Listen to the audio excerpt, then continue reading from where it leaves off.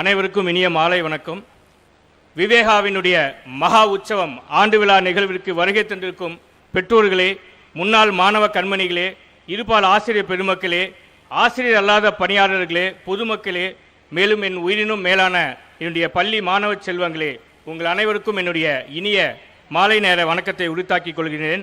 எங்களுடைய அழைப்பை ஏற்று இவ்விழாவிற்கு சிறப்பு விருந்தினராக வருகை தந்திருக்கும் SSLFCனுடைய சேர்மன் டாக்டர் சக்திவேல் சார் அவர்களுக்கும், கனடா நாட்டிலிருந்து நம்மளுடைய அழைப்பிற்காக இங்கே வருகை தந்திருக்கும் கேன் இமிகிரேஷன் INC நிறுவனத்தினுடைய தலைவர் கண்மணி மேடம் அவர்களையும் வருக என வரவேற்கின்றேன். மேலும் இந்த பள்ளியின் முதல்வர் இயக்குனர் சந்தோஷ்குமார், பள்ளியின் தாளாளர் சந்திரகலா நாகராஜன் அவர்களையும் வருக என வரவேற்பதில் பெருமகிழ்ச்சி அடைகின்றேன். ரொம்ப ஷார்ட்டாக முடிச்சுக்கிறேன், ஏன்னா டைம் இல்லை. ஏன்னா நிறைய பேர் நீங்கள் குழந்தைகளுடைய கலை நிகழ்ச்சிக்காக வெயிட் பண்ணியிருக்கீங்க. இருந்தாலும் நான் மகா உற்சவ மேடையில் நான் உங்களுக்கு சொல்ல வேண்டிய விஷயத்தை கண்டிப்பாக சொல்லி தான் ஆகணும். ஏன்னா இந்த உலகத்தில் என்னதான் இருந்தாலும் இந்த கல்விக்கு எதுவுமே நிகராகாது அப்படின்னு ப்ரூஃப் பண்ணிட்டு போனவர் தான் என்னுடைய தந்தை VTC நாகராஜன் அவர்கள். சேந்தமங்கலம் அப்படின்னு ஒரு புத்தகத்தை எழுதுனா அதில் கண்டிப்பாக VTC நாகராஜன் அவரை விட்டுட்டு எழுதவே முடியாது. ஏன்னா அவ்வளோ மாணவர்கள், அத்தனை டாக்டர்கள், அத்தனை இன்ஜினியர்கள், எவ்வளோ வல்லுநர்கள், கிட்டத்தட்ட 10,000க்கும் மேற்பட்ட மாணவர்கள் இன்னைக்கு அரசு வேலையில் உட்காந்துருக்காங்க. அந்த விசில் சத்தம் கேட்குது பாருங்க. ஏன்னா யாரோ ஒருத்தர் அங்கே உட்காந்துருக்காங்க. அதனால அவரை விட்டுட்டு இந்த சேந்தமங்கலம் அகராதியில் ஒரு டாட் கூட வச்சிட முடியாது. ஸோ இந்த மேடையில், இந்த கல்வி பூமியில் அவர் வாழ்ந்த இந்த இடத்துல நின்று பேசுவதில் நான் பெருமைப்படுகின்றேன். நான் பெற்றோர்களுக்கு ரெண்டு தான் சொல்லணும்னு ஆசைப்பட்றேன். ஏன்னா எல்லாத்துக்கும் இன்றைக்கி இருக்கிற நிறைய பிரச்சனை. அதுக்கு முன்னாடி ஒரு பிரச்சனை இருக்குது, சார் ஏஐ வந்தால் என்ன ஆகுன்னு. அதை அப்படியே விட்டுருங்க, அது ஏஏ பிஎஸ்சி அப்படியே தானாக போயிடும் கொஞ்ச நாளில். ஸோ நமக்கு இருக்கிற ரெண்டே பிரச்சனை தான். ஒன்று, எப்படிப்பட்ட ஒரு கல்வி நிறுவனத்தை நம்ம தேர்ந்தெடுப்பது. இன்னொன்று, அப்படியே தேர்ந்தெடுத்தாலும் அந்த குழந்தையை எப்படி வளர்ப்பது. இந்த ரெண்டுக்கு நான் உங்களுக்கு பதில் சொல்கிறேன். அப்போ இந்த உலகத்தில் பெரிய பெரிய கட்டிடங்களோ, வண்ண விளக்குகள் போட்டதோ, இல்லை விதவிதமாக கலராக ரீல்ஸ் போட்ட பள்ளிக்கூடங்கள் எல்லாம் பள்ளிக்கூடம் தான். ஆனால் அது முழுமையான கல்வியாக நல்லா புரிஞ்சுக்கோங்க. ஏன்னா கல்வி என்பது ஒழுக்கத்தை சார்ந்து எது இருக்கின்றதோ அதுதான் முழுமையான கல்வியாகும். ரெண்டாவது, பேரண்ட்ஸ்க்கு இருக்கக்கூடிய மிகப்பெரிய பிரச்சனை என்ன அப்படின்னா, சார் குழந்தை எப்படி வளர்க்குறது, அதை அப்படியே விட்டுருங்க, நம்ம யாரும் வளர்க்க போகிறதில்ல, தானாக வளருவாங்க. அதுக்கு மேலே உங்களுக்கு வேணும்னா நான் இருக்கிற ஹாப்பி பேரண்டிங் கிளாஸ் உட்காருங்க, உங்களுக்கு கண்டிப்பாக புரியும்.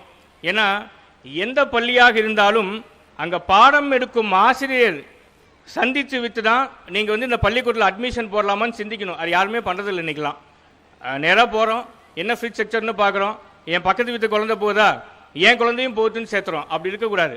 அந்த பள்ளியில் இருக்கக்கூடிய, அந்த கிளாஸ் இருக்கக்கூடிய அந்த ஆசிரியர்கள் ஆங்கிலம், தமிழ், இது ஒவ்வொரு மேக்ஸ் எப்படி இருக்கிறாங்க, அவங்க எப்படி நடந்துக்கிறாங்க, இதெல்லாம் பார்க்கணும். அந்த முதல்வரோடு கொஞ்ச நேரம் உரையாடணும். இதெல்லாம் பண்ணாதான் ஒரு நல்ல ஒரு கல்வி நிலையத்தை உங்கள் குழந்தைக்கு நீங்கள் கொடுக்க முடியும். ஏன்னா குழந்தைங்களை வளர்க்குறது இன்றைக்கி கஷ்டம்னு சொல்ல முடியாது, அது சுமைன்னு சொல்ல முடியாது, அது ஒரு சுகம்தான். அது அழகாக புரிஞ்சுக்கிட்டிங்கன்னா. ஏன்னா கல்வி மட்டும்தான் இந்த உலகத்தில் சொத்துன்னு நினைக்கிறவங்களுக்கு நான் ஒன்று சொல்கிறேன். கல்விங்கிறது சொத்து மட்டும் இல்லைங்க, அது மிகப்பெரிய காப்பு. அது யாரெல்லாம் படித்து ஒரு வேலைக்கு தன் குடும்பத்தை கீழேருந்து மேலே உயர்த்தினா அவனுக்கு தெரியும் இந்த கல்விங்கிறது சொத்து மட்டும் கிடையாது, ஒரு மிகப்பெரிய காப்பு அப்படின்னு. அப்போ இந்த மேடையில் நான் நிற்கிறேன் அப்படின்னாலும் அதற்கு காரணம் ஒற்றை வரி, நான் கற்ற கல்வி தான். ஐநாவில் கொஞ்ச நேரம் முன்னாடி இந்த வீடியோ போட்டாங்க. அந்த ஐநாவில் போய் என்னை கூப்பிட்டாங்க அப்படின்னா கூட, எனக்கு கூப்பிடுறப்ப முதல்ல அவங்க என்ன சொன்னாங்க அப்படின்னா, இந்தியாவிலேருந்து வந்தேன்னு சொல்லலை, பொன்னம்மா புதூரில் சேந்தமங்கலத்தில் தமிழ்நாட்டில், நாமக்கல் மாவட்டம் தமிழ்நாட்டில் இந்தியாவிலிருந்து வரக்கூடிய ஒரு விவேகா கல்வி நிறுவனத்திலிருந்து வரக்கூடிய பாண்டுரங்க குப்தா தான் உரையாற்ற, அப்படி தான் கூப்பிட்டாங்க. அதனால் அங்கே போய் இந்த சேந்தமங்கலம் மண் அப்படிங்கிற ஒரு சேந்தமங்கலம் பேரை என்னால் மாற்ற முடியும் அப்படின்னா, இங்கே இருக்க ஒவ்வொரு குழந்தையும் கண்டிப்பாக ஒரு மிகப்பெரிய உயரத்தை அடைய முடியும் என்பதற்கு எந்தவித சந்தேகமும் இல்லை. ஏன்னா அழகான ஒரு குரல் இருக்குது, கற்க கசடர கற்க கற்றவை கற்றபின் நிற்க அதற்கு தக. இதெல்லாம் வெறும் குரலாக கடந்து போயிட முடியாது. ஏன்னா அது என்ன சொல்கிறாங்கன்னா, முதல்ல படிக்க வேண்டும், அதுக்கப்புறம் படித்தவன் சொல்கிறத கேட்க வேண்டும், அதன்படி நடக்க வேண்டும். அதுதான் அந்த குரலுடைய மீனிங்கே. ஏன்னா இங்கே நம்ம ஸ்கூலில் வெறும் நாங்கள் மார்க் ஷீட்டை வச்சு ஒரு பள்ளிக்கூடம் நடத்தவே கிடையாது. மார்க்கை தாண்டி மகத்துவத்தை நோக்கி அப்படி தான் எங்களுடைய பள்ளிக்கூடம் இன்னைக்கு வரைக்கும் நான் நடத்திட்டு இருக்கிறேன். இத்தனை நாள் நீங்கள் இத்தனை வருஷம் இந்த 56 வருஷம் இந்த பள்ளிக்கூடத்தில் நடந்தது வந்து வெறும் கல்விதான். ஆனால் இனிமேல் நாங்கள் கொடுக்கறது கல்வி மட்டும் கிடையாது. நான் இந்த வருஷம் உருவாக்க போகிறது எஜுகேஷன் ப்ளஸ் அப்படின்னு ஒரு புதிய விஷயத்தை நான் கொடுக்க போகிறேன். அப்படின்னா என்னென்னா, எந்த ஒரு மாணவனும் ஒரு கலை இல்லாமல் இந்த வருஷத்துலேருந்து கல்வியை நாங்கள் கற்றுக் கொடுக்க விரும்பவில்லை. அவன் ஏதோ ஒரு கலையை வந்து கண்டிப்பாக கற்றுக்கணும். அந்த கல்வி அதுவும் ஒரு கலை தான். ஆனால் ஏதோ ஒரு ஸ்கில் இல்லைன்னா உலகத்தில் ஜெயிக்கவே முடியாது. அப்படி ஒரு கலையை தான் எஜுகேஷன் ப்ளஸ்ஸாக நாங்கள் இந்த வாட்டி கொடுக்க போகிறோம். ஏன்னா ஸ்கில் இல்லாத கல்வி வந்து என்னாகும் நான் சொல்ல தேவையில்லை, உங்களுக்கே தெரியும். ஏன்னா நிறைய பேர் கேட்பாங்க, சார் இந்த பள்ளியில் சேர்த்துனா நீங்கள் டாக்டர் ஆக்கிடுவீங்களா, என் பையனை இன்ஜினியர் ஆக்கிடுவீங்களா, பெரிய அரசு அதிகாரியாக ஆக்கிடுவீங்களா, ஒரு சயின்டிஸ்டாக ஆக்குவீங்களா? என்னுடைய பதில் ஒன்றே ஒன்று தான், சார் நான் முதல்ல அவனை மனுஷன் ஆக்குவேன், அதுக்கப்புறம் டாக்டர் ஆகட்டும் இன்ஜினியர் ஆகட்டும் என்ன வேணால் ஆகட்டும். அதனால் இங்கே மனிதன் ஆக்குவது தான் எங்களுடைய மகத்துவம்னு சொல்லிக்கிறேன். ஏன்னா இந்த குழந்தைகளுடைய மாற்றம் மட்டும்தான் முன்னேற்றமாக மாறும். ஏன்னா அந்த மாற்றம் இல்லாத எதையுமே நாங்கள் முன்னேற்றம் நம்ம சொல்லவே முடியாது. இந்த உலகத்தில் எல்லாரும் பேசுறது வந்து நான் பெரிய எஃபோர்ட் போட்டேன்னு தான் சொல்லுவாங்க. ஆனால் ஜெயிச்சதுக்கப்புறம் அவன் கொடுக்குற ரிசல்ட் மட்டும்தான் இந்த உலகம் வந்து அவனை வந்து கைத்தட்டி பாராட்டும். அப்படி இங்கே வளரும் ஒவ்வொரு குழந்தையும் தன்னுடைய வாழ்க்கையில் என்ன நிலைக்கு போவான் அப்படிங்கிறது ஆணித்தனமாக புரிய வைக்கிறது தான் எங்களுடைய கல்வி முறை. ஏன்னா நிறைய பேர் என்கிட்ட கேட்பாங்க, சார் உங்களுக்கு இருக்க கான்டாக்டுக்கு நீங்கள் இந்த பள்ளியில் சென்னையில் நடத்தலாமே, சேலத்தில் நடத்தலாமே, பாம்பேயில் நடத்தலாமே அப்படின்னு. அங்கெல்லாம் நடத்த எனக்கு விருப்பம் இல்லைங்க. நான் பிறந்த மண்ணில், நான் கல்வி கற்ற பூமியில் இந்த சேந்தமங்கலம் மண்ணை ஞான பூமியாக ஆக்காமல் விடவே மாட்டேன். இங்கே தான் இந்த கல்வி நிறுவனம் நடக்கும். இங்கே கல்வி கற்றுக் கொடுக்கறது தான் எங்களுடைய ஒரே ஒரு வேலை. அதனால் போன ஆனுவல் டேயில் சொன்னேன், பர்வீன் சுல்தானா மிக அழகாக சொன்னாங்க. என்னை பார்க்குற கூட அவங்க சொல்லிகிட்டே இருப்பாங்க, சார் நீங்கள் ரொம்ப அழகாக சொன்னீங்க அப்படின்னு. நான் இப்பயும் அதுதான் சொல்கிறேன், பெற்றோர்களே நீங்கள் போய் உங்கள் வேலையை பாருங்கள், நீங்கள் அழகாக உங்கள் வேலையை பாருங்கள், சம்பாதிங்க, சந்தோஷமாக இருங்க. உங்கள் குழந்தைங்களை கண்டிப்பாக நான் பார்த்துக்கிறேன், நீங்கள் கவலையே படாதீங்க. ஏன்னா இந்த உலகத்தில் ஒரு மிகப்பெரிய ஒரு வாழ்க்கை, அந்த வாழ்க்கை வந்து கல்வி இல்லாமல் முழுமையாகாது.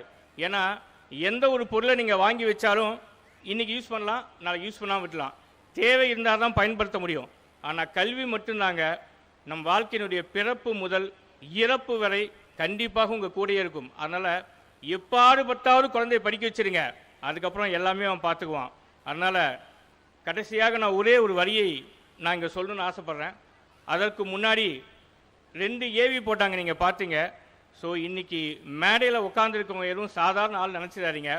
நம்மளுடைய அவங்களுக்கு எவ்வளோ பெரிய பிஸி ஷெடியூலில் நமக்கு இன்றைக்கி இங்கே வந்திருக்காங்க அப்படின்னா, முதல்ல வந்து சக்திவேல் சார், எஸ்எஸ்ஆர்னுடைய சேர்மன், அவரை நீங்கள் பார்க்கணும்னா அப்பாயின்மெண்ட்லாம் பார்க்கவே முடியாது.